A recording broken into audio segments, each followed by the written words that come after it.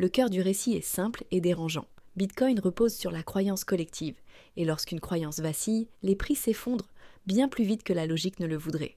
Un actif non adossé à des flux réels ou à des garanties étatiques ne tient que par la confiance. La moindre fissure peut devenir une crevasse. Cette fragilité s'exacerbe dès qu'un récit négatif gagne de l'oxygène médiatique, car la spéculation se propage plus vite que les faits et alimente le réflexe de panique. Voici un point explosif. L'existence de liens documentés entre Jeffrey Epstein et des milieux de recherche en cryptographie et réseaux numériques, ainsi que l'écosystème intellectuel d'où Bitcoin a émergé. C'est une fait qui pourrait contaminer la perception d'un actif fondé sur le récit. Sans prétendre qu'Epstein aurait inventé Bitcoin, l'argument avance que l'association symbolique à des cercles et financements précoces pourrait suffire à éroder la confiance au-delà du raisonnable. Si l'actif numéro 1 vacille, qui croira au numéro 15 ? L'effondrement de la référence qu'est le Bitcoin détruit le socle narratif de toute une classe d'actifs, transformant une correction en spirale de défiance. Cette logique sous-entend qu'il n'y a pas d'alternative crédible et renvoie l'industrie à son talon d'Achille. Sans adhésion, la liquidité se retire et la volatilité devient autoréalisatrice. C'est là XRP pourrait sortir du lot.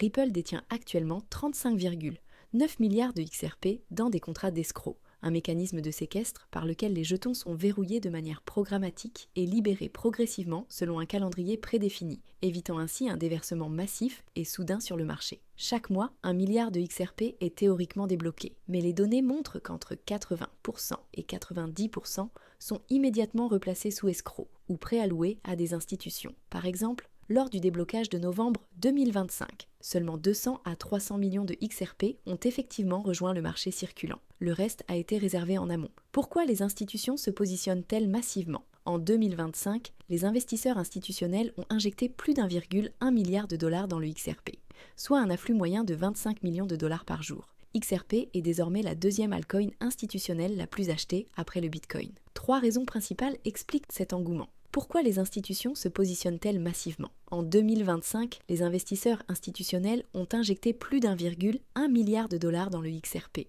soit un afflux moyen de 25 millions de dollars par jour. XRP est désormais la deuxième altcoin institutionnelle la plus achetée après le Bitcoin. 3 raisons principales expliquant cet engouement. Clarté réglementaire. Le règlement avec la SEC en 2024 a classé le XRP comme token utilitaire, levant une incertitude majeure. Partenariat stratégique. Des acteurs comme SBI Holdings, Swift, BNY Mellon, Santander et Standard Chartered intègrent les solutions de Ripple, traitant déjà 1300 milliards de dollars de transactions via son service de liquidité. Arrivée des ETF. Le premier ETF américain sur le XRP, lancé en septembre 2025, a attiré 33 millions de dollars en quelques semaines. D'autres approbations pourraient en drainer 5 à 11 milliards de dollars supplémentaires.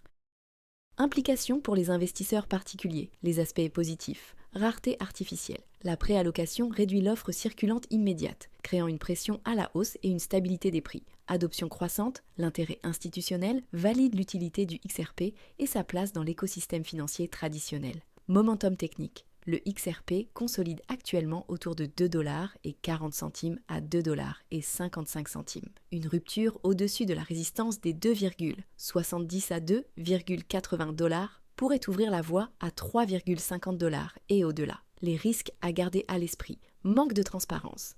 Ripple ne divulgue pas l'identité des bénéficiaires de la préallocation ni les prix négociés. Centralisation. Les 10 plus grands portefeuilles détiennent 40 et 1% de l'offre en circulation. Horizon à long terme. Les déblocages mensuels se poursuivront jusqu'en 2033, ce qui signifie que la pression vendeuse potentielle persistera pendant des années. La préallocation du XRP représente un tournant stratégique, transformant un actif numérique en un instrument structuré, attrayant pour les grands acteurs traditionnels.